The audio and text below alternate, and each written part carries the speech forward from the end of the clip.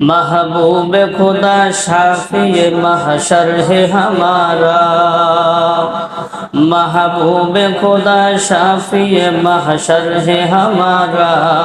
फिरदौस जिसे कहते हैं वो घर है हमारा, फिरदौस जिसे कहते हैं वो घर है हमारा। मदफन में भी पेश नजर आपका जलवा, मदफन में भी पेश नजर आपका जलवा। हम सोते हैं बेदार मुकद्दर है हमारा, हम सोते हैं बेदार मुकद्दर है हमारा। दिल में है मेरे इश्क रसूल अरबी का, दिल में है मेरे इश्क रसूल अरबी का।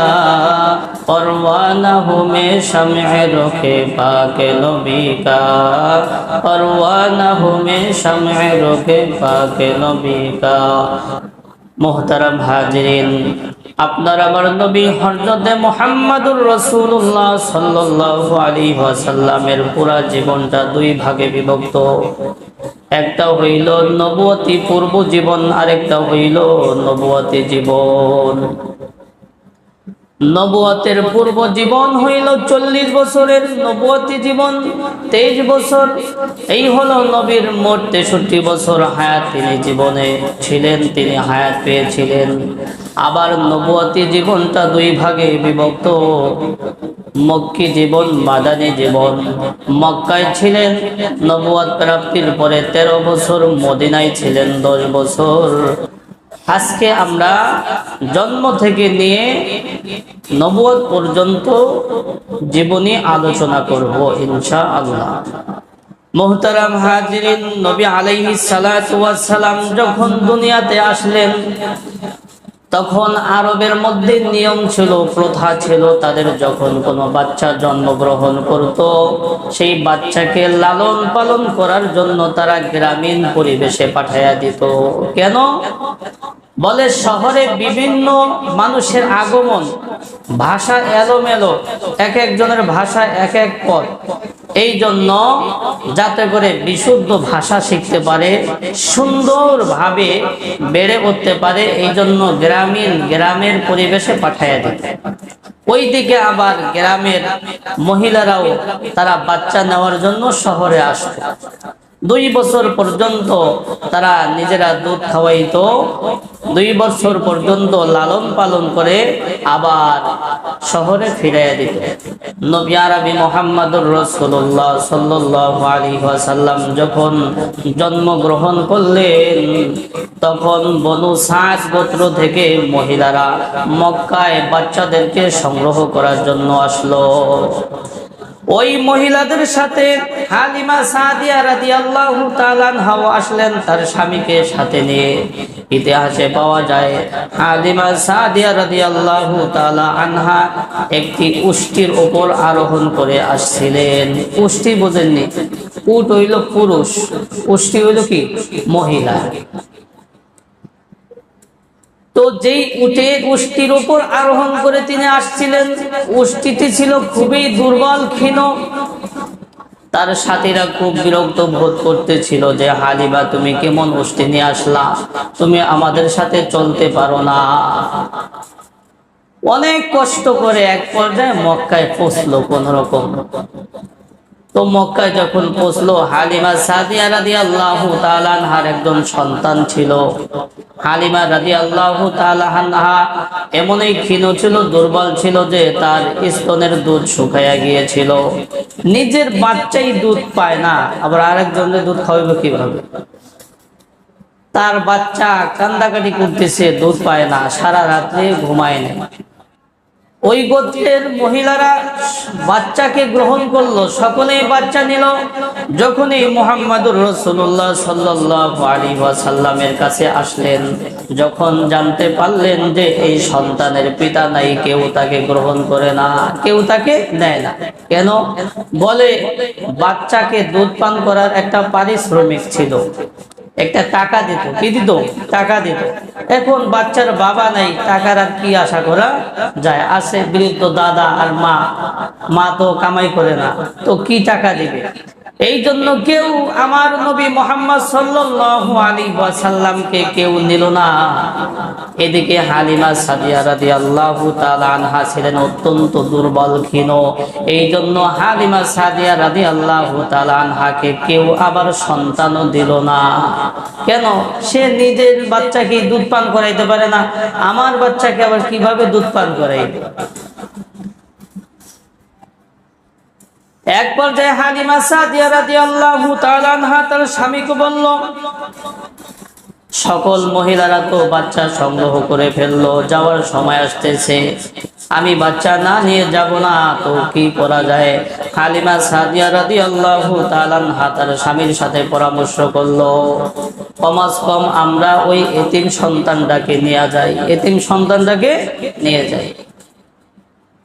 আল্লাহ পাক রব্বুল আলামিন তার ভাগ্যে রাখছেন, তো এতিম সন্তানটাকে গ্রহণ করলেন।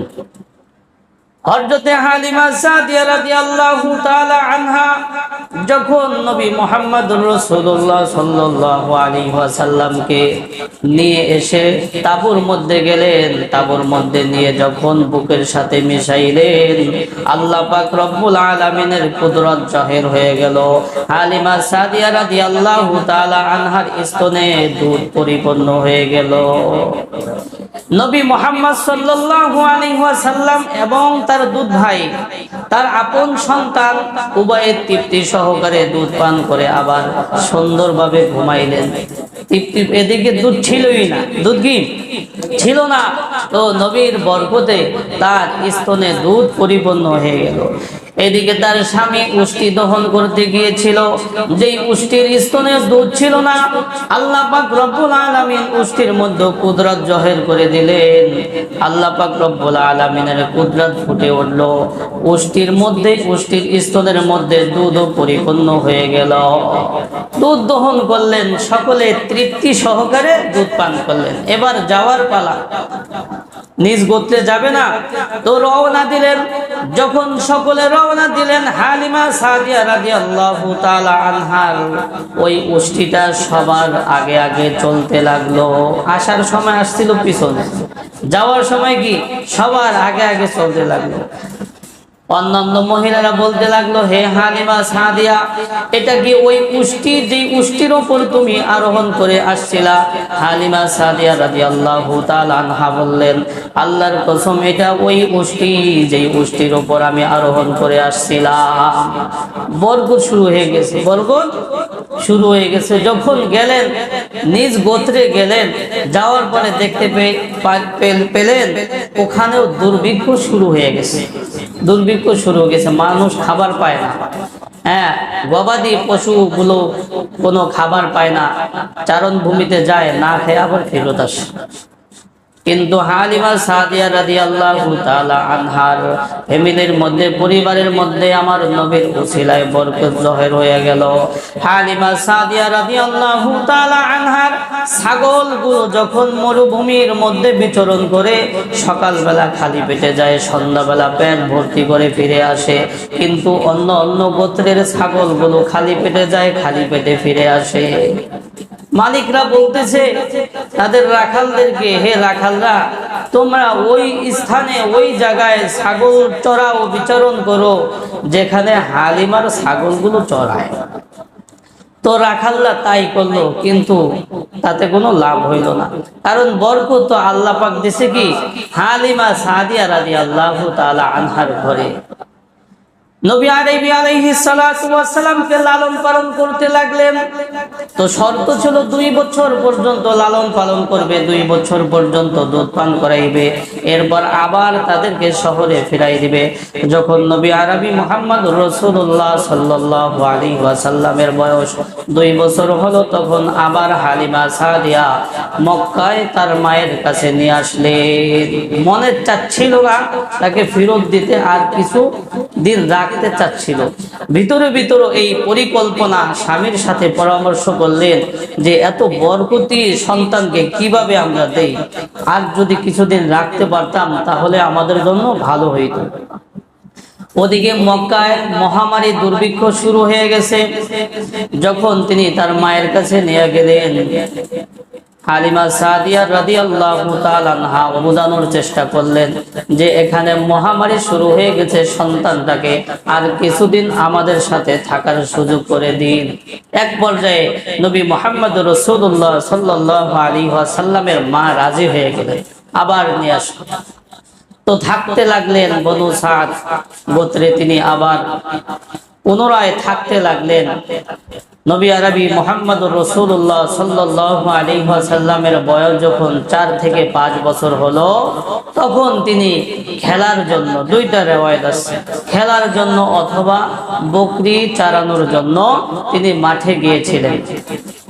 নবী আরবি মুহাম্মদুর রাসূলুল্লাহ সাল্লাল্লাহু আলাইহি ওয়াসাল্লাম যখন 4-5 বছর বয়সে ছাগল চরানোর জন্য অথবা খেলার জন্য তিনি মাঠে গেলেন, হঠাৎ করে সাদা পোশাক পরিহিত একজন লোক এসে নবী আরবি মুহাম্মদুর রাসূলুল্লাহ সাল্লাল্লাহু আলাইহি ওয়াসাল্লামকে একটু দূরে নিয়ে গেলেন।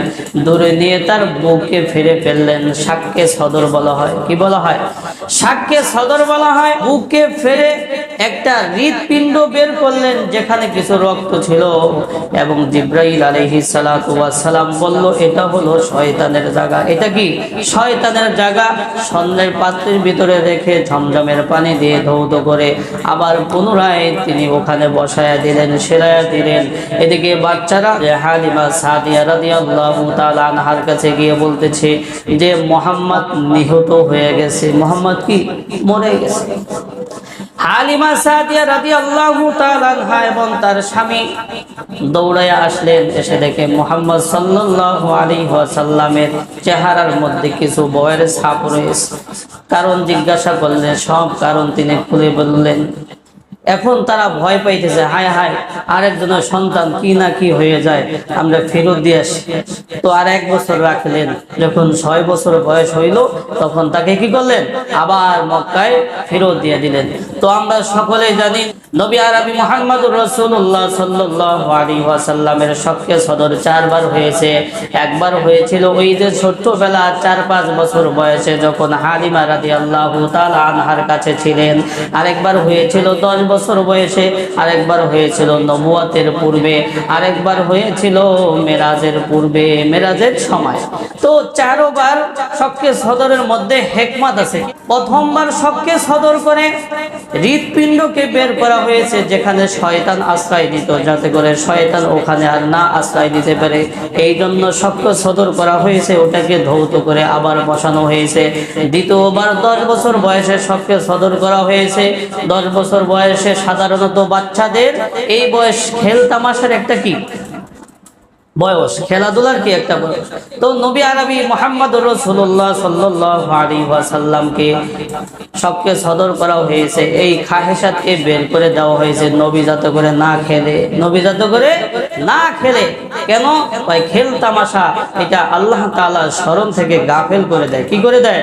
গাফেল করে দেয়। যদি বাচ্চাদের সাথে খেলাধুলা করে, যখন নবী দাবি করবে তখন বলবে নবী দাবি করে আমাদের সাথে খেলছে, আমাদের সাথে কি খেলছে।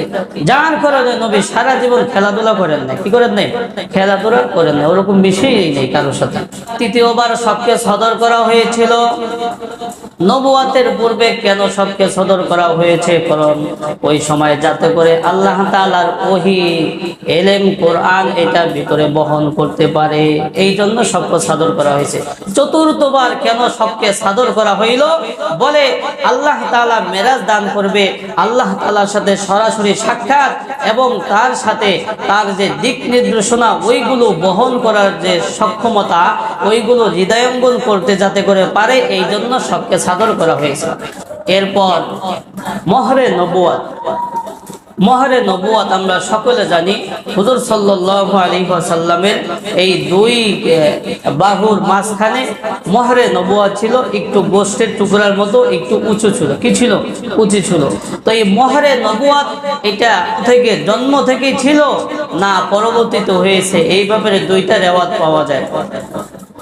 সরকারে দো আলম মুহাম্মদুর রাসূলুল্লাহ সাল্লাল্লাহু আলাইহি ওয়াসাল্লামের দুই বাহুর মাঝখানে মোহরে নবুয়ত ছিল। এই ব্যাপারে ইখতিলাফ রয়েছে, নবীর মোহরে নবুয়ত জন্ম থেকেই হয়েছিল নাকি পরবর্তীতে হয়েছে। কেউ কেউ বলেছে জন্ম থেকেই ছিল, আবার কেউ কেউ বলেছে না পরবর্তীতে হয়েছে। তবে সঠিক মত হইল বেশি রাজেহ, বেশি সঠিক হইল যে জন্ম থেকেই ছিল, জন্ম থেকেই কি ছিল। যাই হোক, নবী সাল্লাল্লাহু আলাইহি ওয়াসাল্লামের বয়স যখন 6 বছর হইল তখন তিনি আবার তার মায়ের কাছে আমিনার কাছে ফেরত দিয়া দিলেন। তো নবী আরবি সাল্লাল্লাহু আলাইহি ওয়াসাল্লাম বারবার বাবার কথা বলেন, বারবার কি বাবার কথা বলেন। বাবা তো মারা গেছে অনেক আগে, না কখন মারা গেছে? পেটে থাকতে। কখন? পেটে থাকতে মারা গেছে। তো বাবার কথা বলেন। যখন বললে তোমার বাবা মারা গেছে, এখন তো বোঝে, 6 বছর বয়স হয়েছে না, তো বোঝে। শুধু বোঝেই না, অন্য অন্য বাচ্চারা 12 বছর যা বোঝে, আমার নবী 6 বছরের চেয়ে বেশি বোঝে। বুঝছেননি? অনেক কিছুই বোঝে। তো বললো তোমার বাবা তো মারা গেছে, তো কি করা যায়? বাবার কবর জিয়ারত করবে। বাবার কবর কি জিয়ারত করবে। নবী আরবি মুহাম্মদুর রাসূলুল্লাহ সাল্লাল্লাহু আলাইহি ওয়াসাল্লামের বয়স যখন 6 বছর হলো তখন আমিনা এবং আব্দুল মুত্তালিব সাথে উম্মে আইমান নবী সাল্লাল্লাহু আলাইহি ওয়াসাল্লামের বাবার কবর জিয়ারত করার জন্য রওনা হলেন। কোথায়? ইয়াসরিব। কোথায়? মদিনায়। কোথায়? মদিনায়। তো মদিনায় গিয়ে 1 মাস থাকলেন, বাবার কবর জিয়ারত করলেন। যখন জিয়ারত করে আবার মক্কায় আসতেছিলেন, যখন মক্কা এবং মদিনার মাঝপথে আসলেন, হঠাৎ করে নবী সাল্লাল্লাহু আলাইহি ওয়াসাল্লামের মায়ের ব্যথা শুরু হয়ে গেল। ব্যথা তীব্র আকারে ধারণ করতেছিল। এক পর্যায়ে তিনি দুনিয়া থেকে চলে গেলেন। দাদা আব্দুল মুত্তালিব এতটাই ভেঙ্গে পড়লেন যে সন্তান হারানোর পরে যতটা ভেঙ্গে পড়ছেন তার চাইতে বেশি গুণে ভেঙ্গে পড়ছেন পুত্রবধূ হারানোর পরে। কেন? হয় নাতিটা বাবা মারা যাওয়ার পরে তার মায়ের কাছে থাকতো, এখন মা গেছে, কার কাছে থাকবে? তো বাবার কবর জিয়ারত করতে গিয়ে মাকেও হারাইলেন। এবার দাদা আব্দুল মুত্তালিবের কাছে থাকতে লাগলেন। আব্দুল মুত্তালিব তাকে এতটাই ভালোবাসতো, ইবনে হিশামের riwayate আছে বাইতুল্লাহর ছায়ায় আব্দুল মুত্তালিবের জন্য একটা আসন বানানো হয়েছিল, যে আসনে তিনি একাই বসতেন, আর কেউ বসার মতো সাহস করতো না। তো তিনি ওখানে বসতেন, আর বাকিরা সবাই নিচে বসতো, তার সন্তানাদিরাও সেখানে বসতো না। হযরত মুহাম্মদুর রাসূলুল্লাহ সাল্লাল্লাহু আলাইহি ওয়াসাল্লাম দাদা আব্দুল মুত্তালিবের সাথে সেখানে বসতেন। যখন নবী বসতেন, তার চাচারা চাইতো তাকে নামাই দেওয়ার জন্য। আব্দুল মুত্তালিব বলতো তোমরা তাকে নামায়ও না, আমার সাথেই কি বসতে দাও। এরপর তাকে হাত বোলাই দিতেন, মাথার উপর হাত বোলাই দিতেন, অনেক আদর করতেন। কেন? আব্দুল মুত্তালিব বলতেন যে এটা সাধারণ কোনো শিশু না, আমি যা দেখতে পাইতেছি। অনেক আদর করতেন। এক পর্যায়ে নবী আরবি মুহাম্মদুর রাসূলুল্লাহ সাল্লাল্লাহু আলাইহি ওয়াসাল্লামের বয়স যখন 8 বছর 2 মাস 10 দিন হইল, তখন আদরের দাদা আব্দুল মুত্তালিব দুনিয়া থেকে চলে গেল। মৃত্যুর পূর্বে আব্দুল মুত্তালিব ওসিয়ত করে গেল তার ছেলে আবু তালেবকে, হে আবু তালেব, আমি আমার নাতনিকে যতটা মহাব্বত করছি তুমি তার চাইতে বেশি গুণে মহাব্বত করে তাকে লালন পালন করবে। তো বাবার ওসিয়ত অনুযায়ী ছেলে আবু তালেব মুহাম্মদ সাল্লাল্লাহু আলাইহি ওয়াসাল্লামকে লালন পালন করতে লাগলেন। একেবারে 40 বছর পর্যন্ত তার কাছেই থাকলেন। 40 বছর পর্যন্ত তার কাছেই থাকলেন। অনেক মহাব্বত করতেন। বলে আবু তালেবেরও সন্তান ছিল, তার নিজের সন্তানদের চাইতে বেশি মহাব্বত করতেন আমার নবীকে। নবী আরবি মুহাম্মদুর রাসূলুল্লাহ সাল্লাল্লাহু আলাইহি ওয়াসাল্লাম চাচা আবু তালেবের নিকট থাকতে লাগলেন। নবী মুহাম্মদ সাল্লাল্লাহু আলাইহি ওয়াসাল্লামের বয়স যখন 12 বছর 2 মাস 10 দিন হইল, তখন চাচা আবু তালেবের সাথে তিনি ব্যবসা করার জন্য শাম দেশে গেলেন। শাম দেশে সকলেই ব্যবসা করতে যাইতো। মক্কায় যত মানুষ ছিল সকলেই শাম দেশে ব্যবসা করার জন্য যাইতো। নবী সাল্লাল্লাহু আলাইহি ওয়াসাল্লামের বয়স যখন 12 বছর 2 মাস 10 দিন হইল, তখন চাচা আবু তালেবের সাথে মুহাম্মদ সাল্লাল্লাহু আলাইহি ওয়াসাল্লাম ব্যবসা করার জন্য শাম দেশে গেলেন। যখন শাম দেশে গেলেন তখন ওখানে একজন পাদ্রীর সাথে দেখা হইল। পাদ্রীর নাম হইল বুহাইরা, আরেক রিওয়ায়াত বাহিরা। এই বাহিরা পাদ্রীর সাথে দেখা হইল। বাহিরা পাদ্রী যখন নবীকে দেখতে পাইল, সাথে সাথে তিনি নিচে নেমে আসলেন। এসে বলতেছে, এই ছেলেটা কার? এই ছেলের অভিভাবককে? আবু তালেব বলতেছে, এই ছেলের অভিভাবক হলাম আমি। বলে, এ তো বিশ্ব নবী হবে। কি হবে? বিশ্ব নবী হবে। এই দুনিয়ার জন্য সে রহমত স্বরূপ হবে। তখন তাকে প্রশ্ন করা হইল, এই যে বিশ্ব নবী হবে তুমি কিভাবে বুঝলা? ওই পাদ্রী বলল, আমি আমার ভবনে থাকা অবস্থায় আমি দূর থেকে দেখতে পেয়েছিলাম, যখন পাহাড়ের গিরিপথ দিয়ে আসতেছিল, দুই পাশের যত গাছ ছিল সব গাছগুলো তার সামনে নত হয়ে যাচ্ছিল। শুধু কি তাই, সকলেই তাকে সালাম দিচ্ছিল। কি দিচ্ছিল? সালাম দিচ্ছিল। আরেকটা আলামত হইল তার দুই কাঁধের দুই বাহুর মাঝখানে মোহরে নবুয়াত আছে। এটা দুনিয়ার কোনো মানুষের নাই। এটা তাওরাত কিতাবের মধ্যে আছে, যিনি শেষ জমানার নবী হবেন তার এই চিহ্নটা থাকবে। তারে কি এই চিহ্নটা থাকবে। অতএব আমার পরামর্শ হইল, তুমি তোমার ভাতিজাকে আবার মক্কায় পাঠিয়ে দাও। কেন? বলে, ইহুদিরা যখন দেখবে তাকে মেরে ফেলতে পারে, তাকে মেরে ফেলতে পারে। কারণ ইহুদিরা কি চিনে ফেলবে। তাওরাতের মধ্যে সব কিছু আছে। আমার নবী কেমন হবে, চেহারাটা কেমন হবে, চোখটা কেমন হবে, নাকটা কেমন হবে, সব কিছু অবয়ব কি কাঠামো তাওরাত কিতাবের মধ্যে আছে। তো যখন তারা দেখবে তখন তারা কি করবে? মেরে ফেলবে। তাকে পাঠিয়ে দাও। নবী আরবি মুহাম্মদুর রাসূলুল্লাহ সাল্লাল্লাহু আলাইহি ওয়াসাল্লাম চাচার কাছে থাকতে লাগলেন। অনেকেরই কি করছেন? কাজ করছেন। তিনি মক্কায় এসে এরপর আরেকজন লোকের কি করছেন? বকরি চড়াইছেন। যখন নবী সাল্লাল্লাহু আলাইহি ওয়াসাল্লামের বয়স 25 বছর হইল, তখন আবার ব্যবসা করার জন্য তিনি শাম দেশে গেলেন। খাদিজাতুল কুবরা রাদিয়াল্লাহু তাআলা আনহার ব্যবসা নিয়ে তিনি কি কোথায় গেলেন? শাম দেশে গেলেন। ব্যবসা থেকে আসলেন, প্রচুর পরিমাণ লাভ করে এরপর কি তিনি আসলেন। এদিকে তার সততার ব্যাপারে খাদিজা রাদিয়াল্লাহু তাআলা আনহা মানুষদের কাছে জেনেছিলেন। সাথে সাথে যখন তিনি শাম দেশে ব্যবসা করার জন্য গেলেন, তখন খাদিজা রাদিয়াল্লাহু তাআলা আনহা এর গোলাম মাইসারাকে সাথে দিয়েছিলেন। তো মাইসারা থেকে অনেক গুণাগুণ তার শুনলেন, যে ওখানে মানুষরা তাকে অনেক সম্মান করছে, ভক্তি করছে, সে একজন সত্যবাদী আমানতদার ব্যবসায়ী। এই গুণগান শুনে তখন খাদিজা রাদিয়াল্লাহু তাআলা আনহা তাকে বিবাহ করার ইচ্ছা করলেন। তার বান্ধবীকে মুহাম্মদ সাল্লাল্লাহু আলাইহি ওয়াসাল্লামের কাছে প্রস্তাব নিয়ে পাঠাইলেন। তখন নবী সাল্লাল্লাহু আলাইহি ওয়াসাল্লাম রাজি হলেন। তিনি তার চাচা আবু তালেবকে বললেন, আবু তালেবের সম্মতিতে এরপর বিবাহ সম্পন্ন হইল। বিবাহ কি সম্পন্ন হইল। নবী সাল্লাল্লাহু আলাইহি ওয়াসাল্লামের যত সন্তান হয়েছিল সব সন্তান হযরত খাদিজা রাদিয়াল্লাহু তাআলা আনহার গর্ভ থেকে হয়েছিল। আরেকজন সন্তান হয়েছিল ইব্রাহিম নামক, তিনি একজন বাদী, মারিয়া কিপ্তিয়া নামক একজন বাদীর গর্ভে হয়েছিল। আর চারজন মেয়ে, রুকাইয়া, উম্মে কুলসুম, জয়নাব, ফাতেমা, এই চারজন মেয়ে সকলেই হযরত খাদিজা রাদিয়াল্লাহু তাআলা আনহার গর্ভে ছিলেন। কি ছিলেন? গর্ভ থেকে কি হয়েছেন? দুইজন ছেলে সন্তান হয়েছিল। একজনের নাম হলো কাসেম।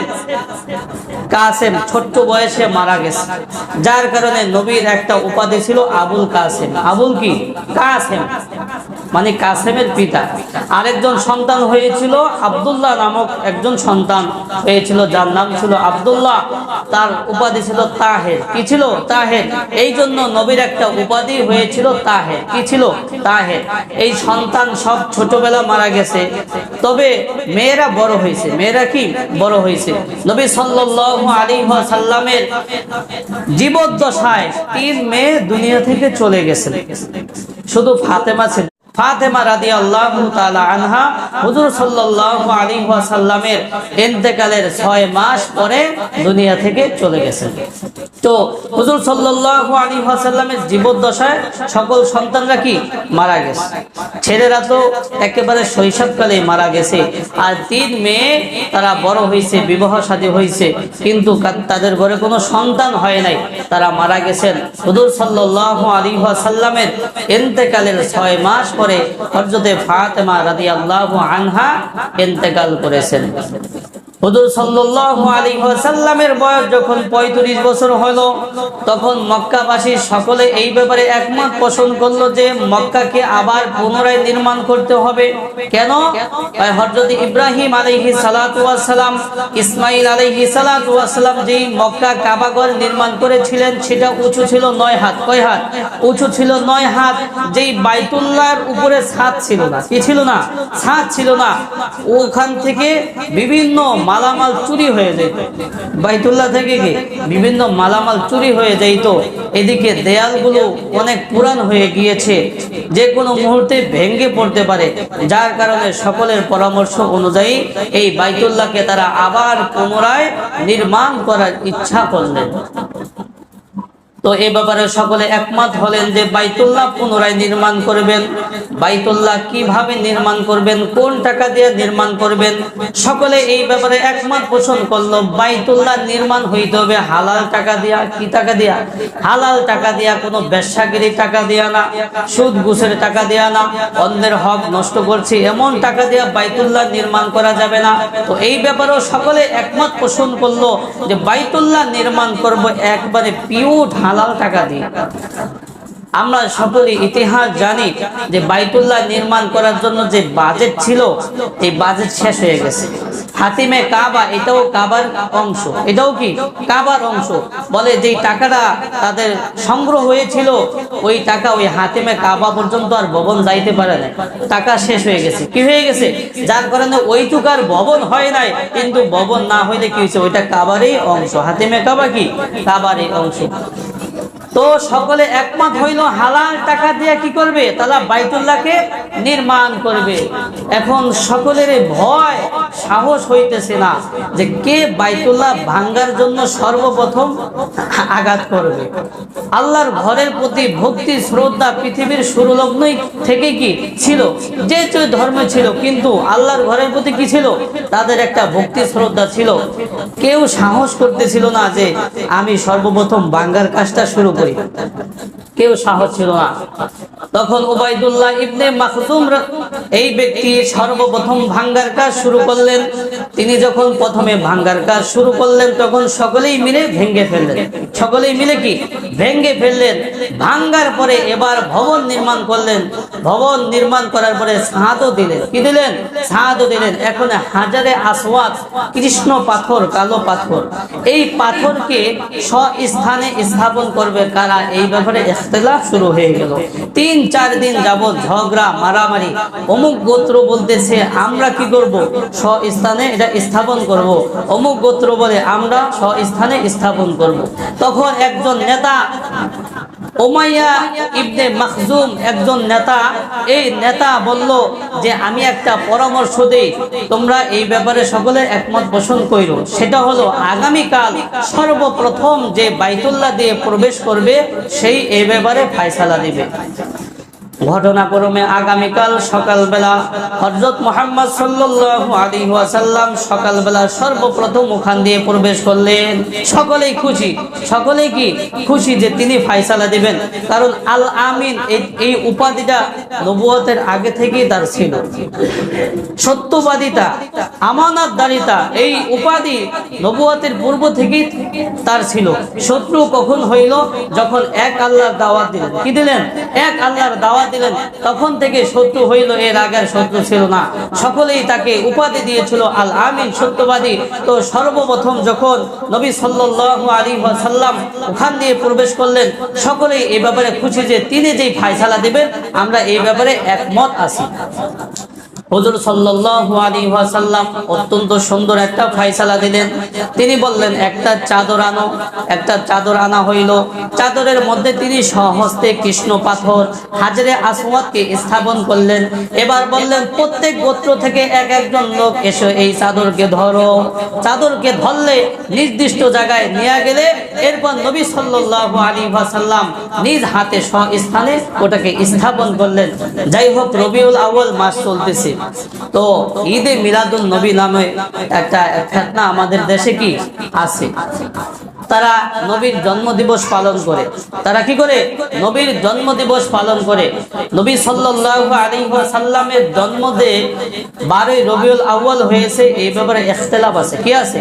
তিনটা রিওয়ায়াত আছে। 9 রবিউল আউয়াল, 11 রবিউল আউয়াল, 12 রবিউল আউয়াল। তবে অধিকাংশ মত হইল 9 রবিউল আউয়াল এটা বেশি রাজে। এটা কি বেশি রাজে। তবে এই রবিউল আউয়াল মাসেই তার জন্ম হয়েছে, এই ব্যাপারে সকলে একমত। এই ব্যাপারে কি সকলে একমত, কিন্তু কোন দিন জন্ম হয়েছে এই ব্যাপারে সকলে একমত নয়। এখন যে তারা ঈদে মিলাদুন নবী পালন করে, কোন দিন পালন করে এই ব্যাপারে কি জানা নাই, এই জন্য এটা পালন করা যাবে না। আবার 12 রবিউল আউয়াল নবীর মৃত্যু হয়েছে, এই ব্যাপারে কোনো ইখতিলাফ নাই, সকলে একমত যে নবীর মৃত্যু হয়েছে 12 রবিউল আউয়াল। এখন ওই দিন জন্ম, ওই দিন মৃত্যু, তুমি কোনটা পালন করবা? হ্যাঁ, কোনটা পালন করবা? এই জন্য নবী সাল্লাল্লাহু আলাইহি ওয়াসাল্লামের জীবদ্দশায় নবী নিজের তার জন্মদিন পালন করেন নাই, সাহাবায়ে কেরাম পালন করেন নাই, তাবেঈনগণ, তাবেঈনগণ কেউ পালন করেন নাই। পালন করার জন্য নবী বলেনও নাই, সাহাবায়ে কেরাম বলেনও নাই। অতএব এটা পালন করা যাবে না। এটা খ্রিস্টানদের কালচার।